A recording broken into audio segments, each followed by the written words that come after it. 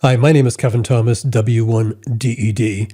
Today I have with me Stuart Hayes, Victor Echo 3 Radio Golf Oscar, VE3RGO.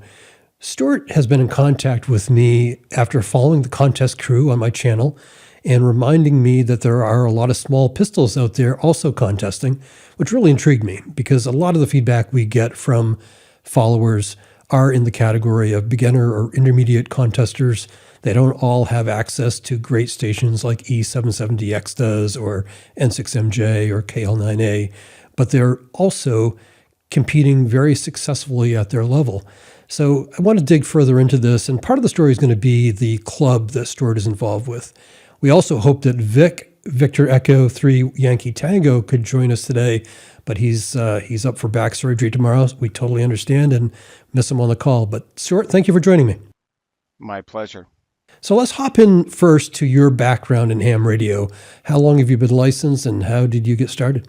Two interestingly somewhat different questions. So I've been licensed 3 years, so I'm still considered a rookie in the contest environment. And I got interested in ham radio. I want to do the math. I probably should have done the math first. When I was about 17, I was a youth scout leader at a national jamboree, and there was a technology station back in 1985. So this is Canadian Jamboree 1985, so CJ 85. And one of the stations at our technology environment was a ham radio station. And interestingly, when I went to get my license, I found out the call from that station was available. And before I chose RGO. I almost chose that call station because of the history to me, and that was Victor Echo 3 Scouts Canada Jamboree, or Sierra Charlie Juliet. But I went with RGO.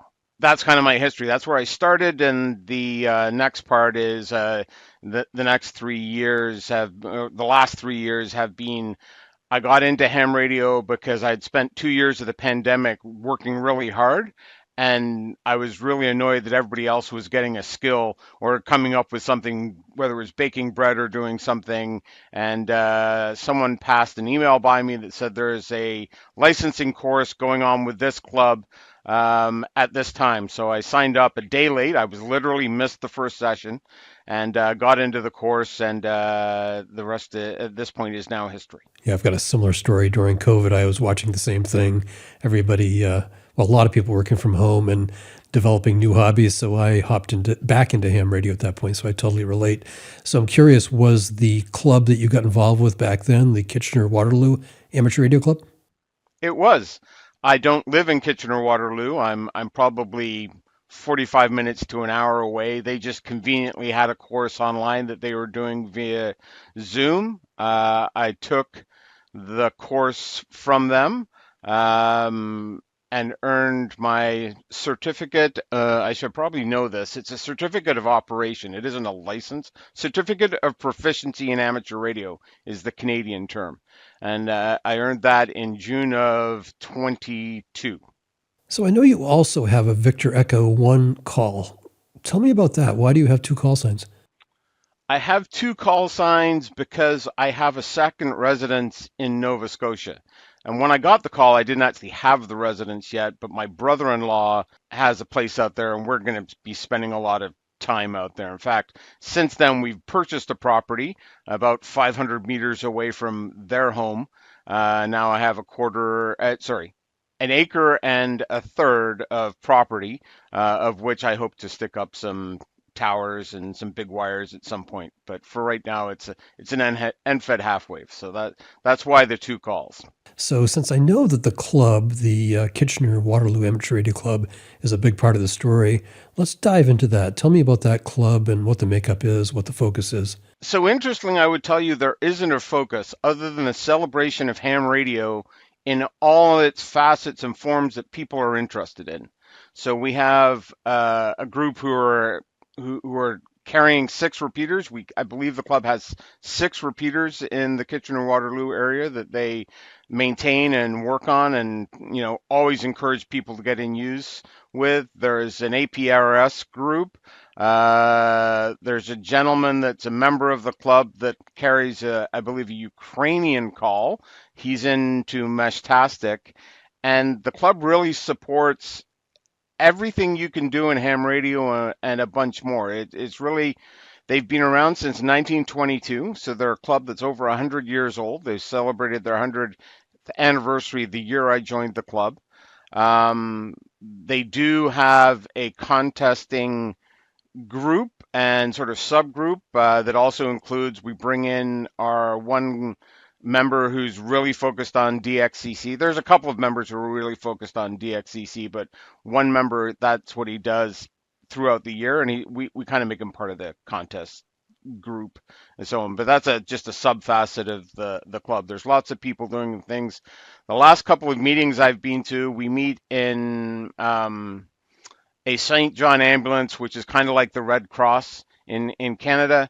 And they have a building and they have a classroom that we meet in, which is pretty large as you can imagine, to do first aid training.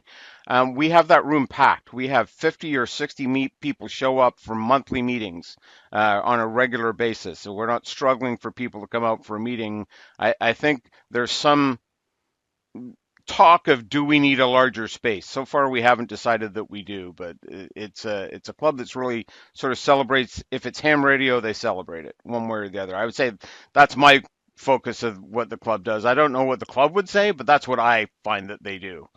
Well, that sounds like a good answer. And I'm also very encouraged to hear how successful the club is, because it's a topic that's come up a lot for me in the interviews that I've done, where a club is either very active and supportive and growing, or the very far extreme, where not a lot of attendance, not a lot of support, not a lot of communication going on within the club. So really encouraged to hear the activity at the KWRA. Tell me more about how they pull that off. How do they get 50 to 60 people to show up at a meeting? What is it about the club that encourages that? So there's a couple of things. I think we'll start with the class. So they run that class every spring. They sort of collect names throughout the year and they send an email blast out. And again, since COVID, they've decided to run it virtually. They used to run it in person. There hasn't been a lot of call, I gather, for it to go back to in person, but the instructors like delivering it virtually. We probably get as many as 50 or 60 people every spring who want to sign up for the class. Now, that doesn't mean they all spend the time, but when you have 50 or 60 people, it's kind of like sales leads, right? You know, it funnels down, and you get it. And we typically have approximately 20 odd graduates at the end of every course. At least in the last 3 years, I've been a member, and I believe for the couple of years before, I've been a member. So that is the first activity that has a nucleus of bringing people to the club. They're at least in contact with the club. Now, not everybody joins. The class participation comes from a lot of places all over Canada. I know there have been people on the East Coast who've joined in. Vic, who we mentioned, Victor Echo 3 Yankee Tango, has also run another class on CW, and he's had people from. We've had one class that I was part of two classes. I still haven't figured out CW yet, but Vic has had people in that class from BC to Newfoundland in the same class. So that's a 4.5 hour time spread. If you know time zones in Canada, that's 4.5 hours. So we get a lot of people in the club, and that joins people to us. They know who we are. And then everybody is encouraged. Could we do a better job of encouraging people to show up and have the activities? Sure. One of the neat things is our class ends right about the time of field day. So we have people join us at field day and we go from there. And I think we spend time reaching out and having people, you're invited to join us at the next activities. And then the clubs, the meetings themselves are very short business portion. And then there is a topic that it may be of interest to some or none, but everybody finds something of interest in the club meetings. They aren't just come here and approve the minutes and the treasurer's report, and then we spent an hour and done nothing. It's at the about something about ham radio. And as I said in the opener, one of those areas of interest is contesting. Tell me how the club supports contesting and how many people get involved with that. We probably have, I think the active membership I heard in the club is there's 120 odd people on the roll as members of the club that are paid every year, and probably about 50 or 60 of those are active in some fashion within the club and coming out to meetings and so on. So we have a contesting subgroup, if you will, who have an interest and a passion for it.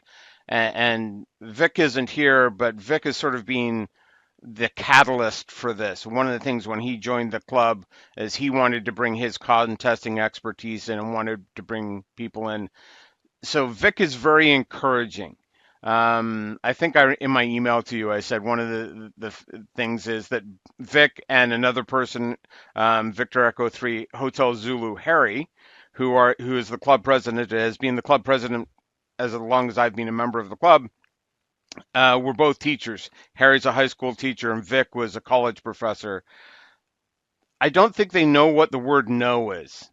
What they do is they tell you, you can try that and here's the results you might get. That would be a great experiment. And then what you should try is this in comparison to that and see what you see as the differences. So nobody's ever told, no, don't do that. It's very interesting. And I fell into contesting as sort of in a kind of very funny way. I mean, I got my license. The very first contest I was in, somebody had given me a Flex 1500 to get on the air with, and I put up an antenna and had a QRP station and was trying to do the RAC summer contest or the RAC Canada Day contest. And I got a few contacts. And my most exciting contact that got me no points in the contest was I got a French station in the middle of a contest. And I don't think I was really associated with the contesting group at that point. But somewhere along the line in the fall, I got associated with them. And I went to Nova Scotia to visit my brother-in-law. And I did a QRP effort. Again, when I started out, I had QRP radios. And I ended up winning the sweepstakes maritime QRP division with a whole 12 contacts. And but I was getting contacts in California on my QRP rig in Nova Scotia, which was again, as a new ham, that's amazing. Like, how do you get a signal that far and you don't understand all the details? And then I won a plaque. Again, I don't know how that happened, but I don't think anybody else was in the section at the time. But anyway, I won it, and it was funny. That was when the Nova Scotia was still part of the Maritime Division, which has since been changed to the individual provinces in the Maritimes. And then after that success, and again, I wasn't using a contest logger. I was using hammers, actually, the POTA logger that a lot of us used at the time. So I was using that. And then after that, I came back to Ontario after that weekend, and they encouraged me to get on board for the 10-meter contest. Again, never sort of been in a contest. I won Canada first place in low power for that contest in that year in 2022 and set a Canada record. Again, not really knowing what I was doing, but I was encouraged to try. What's the worst that can happen if you try? And I think that to answer the question is, what's special about the group is you're encouraged to try, and they encourage everybody to try their hand at contesting. You might not like it, and I didn't think I was competitive. I didn't think I would enjoy contesting, but I've turned out that I do, and I love it. And Vic tells me I used to compete in Ironman triathlons, and he believes because I'm an ex-triathlete, or if you're ever an ex-triathlete, that it's the competitive spirit. And it's the same idea of I'm never going to win an Ironman triathlon, but I'm going to do the best that I can. And the same in a contest. I can do the best that I can. And we build up that group. One of the things that the group does in January, they get together and say, hey, what do we want to try this year? What are people interested in? What are the big contests and things? And there's been a lot of encouragement to work in the state QSO parties, get experience in the state QSO parties. Very similar to POTA getting on and operating. The more times you're on the air, even for a little bit, that you get more used to the changing exchanges, the intricacies of any single contest. So tell me about the station that you used when you won First Place Canada in the low power category. I'm trying to remember. I believe that would have been a FT891. I had an MFJ 1984 end-fed half wave. In fact, that is still my main antenna at the Ontario QTH. And N1MM. And I think that was the station. There's not a lot. There's not a lot. It's a very low equipment station, and it's not super powerful. It's here, and I mean, the contributing factor I think that I was commented on the time was you're willing to stay in the chair as long as possible to get that next cue. So I think that was the biggest thing. A comfortable chair is probably added to that as well. So I loved in your email you called Parks on the Air contesting adjacent. Tell me more about that. I mean, you've referred to it a little bit as a way to, I guess, get comfortable with pileups, but tell me about your Parks on the Air background and why you think that might be important to future contesters. I started out a little bit of Parks on the Air. What Parks on the Air really did for me when I started ham radio was had a reason to talk to someone. I'm still not a great comfortable rag chewer. I can do it. I can talk with people, but just to get on and call and try to get it was not in my nature. It's like there has to be a purpose in the reason that we're speaking and discussing something with one another. And POTA started that as a hunter, and then I took my QRP rig, VE3RGO X6100. Love that little radio, which I've sold to a friend of mine. And got out there and did my first activation. The first activation I did, I got exactly 9 contacts and had to come back the next morning to try to get another one just to make the activation. But I got it. And then I sort of ramped up and a little bit, and I kind of went that summer. And again, this is where Nova Scotia comes back into it. We took a family vacation. We went out to Nova Scotia. I had my radio with me, and I'm sort of still working the QRP thing. And QRP is beautiful if you love the work format. And I think I wanted less work and more contacts. So when I came back, I bought an FT. I searched around and got an FT891 and got out and got an FT891 and had a little bit better success, but I still had a problem in that my only portable antenna was a QRP antenna. I then got into and got sort of a few months later, I got an off-center fed dipole. And when I got out with the off-center dipole and could run full power, I really started getting connections with people and getting pileups and spending time and things. And I spent a lot of time. So if you look at my stats, or anybody who looks at the stats, if they care about those things, the background in POTA is something. I think I'm north of 30,000 QSOs in POTA now. I'm not sure the number of parks anymore. I sort of fallen off. I had in 2023, I had a real focus on Parks on the Air. I spent at least, and the beginning of this year, I spent the month of January. I worked on having a lot of activations every day. So I activated every day for a month. Not like our friends Kilo Echo 8, Papa Zulu November, and some of the other guys who activate every day, right? Like all power to them. That's an amazing accomplishment. But I think we make our own accomplishments along the way. And running pileups in POTA is contest adjacent because you get used to running pileups. You start learning the contest tricks that the contest crew talks about. You end your QSO with somebody by calling out with your own call sign again. You don't say, you try to drop QRZ again. You become more efficient, or you work to be more efficient and to go with it. And in a couple of contests, that experience has had me, maybe again, not as big as some of the contest crew, but being able on a very low power station to run a pileup for an hour or an hour plus is a pretty good accomplishment and hold a frequency. And in relation to that field day this last summer, with a really good antenna provided by the club, not my own antenna. It was a Molesley beam. I made 1,000 contacts on one frequency the entire 24 hours and never used the VFO. You mentioned that the club had a focus on state QSO parties here in 2024. How did that work out for you? 2024 was not great. 23 was better. I got worked all QSO parties, and I shouldn't say 2024 wasn't great.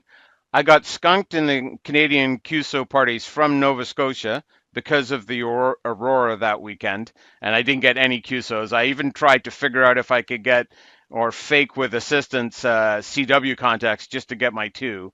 I couldn't do it. I couldn't get CW set up in time this year in 2024. But in 2023, I did worked all QSO parties. I did the whole set them, got all my contacts through out of all of them. This year in 2024, I had 43 of 47. I think I only got skunked in one, and the other issues were something silly like I forgot to submit a log or something to the parts, and that's a me problem, not a contest problem. And what about the other club members? What was their activity like? We had two people who got worked all QSO parties. We had people at 46 and 47, people in the high 40s, and a number of folks in the 30s, and worked quite a number of them. So has that activity in the state QSO parties translated to some of the larger DX contests? Have people got involved with those? Yeah, we have a strong presence most contest weekends. So we use Slack, which is similar to people using Discord or something else. There's regularly a crew of 5 to 10 people on Slack, all communicating. One of the first things we do sort of every contest is figure out who's working assisted and unassisted. And if people are working unassisted, it's kind of, we kind of point out, remember, don't send spots out here. It's not allowed, and you get them in trouble. So we work to what everybody's working at, right? So if somebody's decided to work unassisted, work unassisted, that we want to make sure that we support them and we're encouraging them and not getting them into trouble.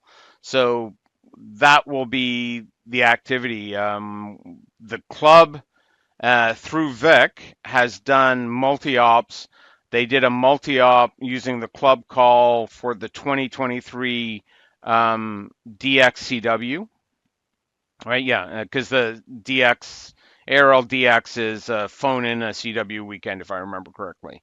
And we also did DX SSB or DX phone. Vic and I did it in 2023 and had a pretty good result for the two of us. Now we're having this interview on December 19th, just as reference point for the listeners. What is the next big contest you guys are focused on? I think Rack Winter will be our next contest that everybody's worked on. We just wrapped up the 10-meter contest. We had a number of results there.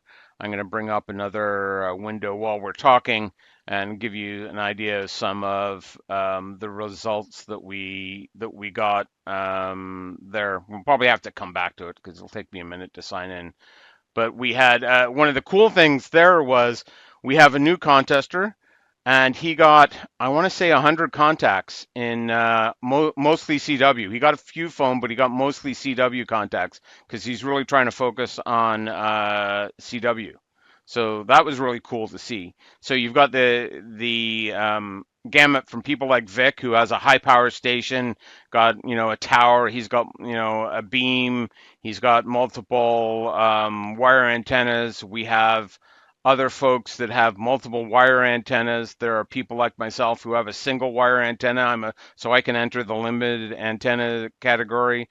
Then we have a new contester who's trying to figure everything out, and he's excited about making contacts with people and doing it on CW. So we had a couple things, and he called out a call sign at one point. This new contester, and he said, "Yeah, I got this call sign." And he put the call sign in Slack, and I said, "Do you want to go back and check that one? That seems an unlikely call sign for the state that you're calling that out of." that it wasn't the number, it was the combination of letters. And what he figured out after he went back and listened to the person is that the person's hand was putting in some extra space into one of their characters, and what he was seeing as two characters or hearing as two characters was actually a single character. So it gets to the point where we're all helping one another, and you're going, are you sure that's right in your log? Or you said you logged that person, but you put this into Slack. Is that the right thing? That, which one's right? Stuart, as we get ready to wrap up, could you give me some bullet points of advice for clubs that are trying to encourage contesting? What are the steps that you would suggest to them? One is, if you have a mentor, or if you want someone, be willing to have a mentor, to have people try. Encourage everybody's success, whatever it is. Somebody can win a division with 12 contacts on QRP. Celebrate that. Somebody can have a big power. It doesn't matter if somebody doesn't have the best station and an ICOM, what is it, 7681 or 7861? I forget what the radios the guy mentioned in your shorts in the last couple of days. But my station today is an FT710. I just picked up an FTD X10, both great radios, but I also did pretty good in 10 meter on an FT891. I didn't have a waterfall at the time. It's be encouraging, celebrate everybody's success, give an opportunity, and one thing we do in our newsletter is every month we celebrate. Hey, what did we do in the last month? We were in the following worked all states QSO parties. We're on track to do coming up to do this. We're at 35 out of 47 so far. We're at this. We've done this. We had this person who placed first. Stuart just placed first in rookie worldwide, for instance. I don't know if that was something that came up. I was second in single operator unlimited low power behind November 7, Many Zebras Walking.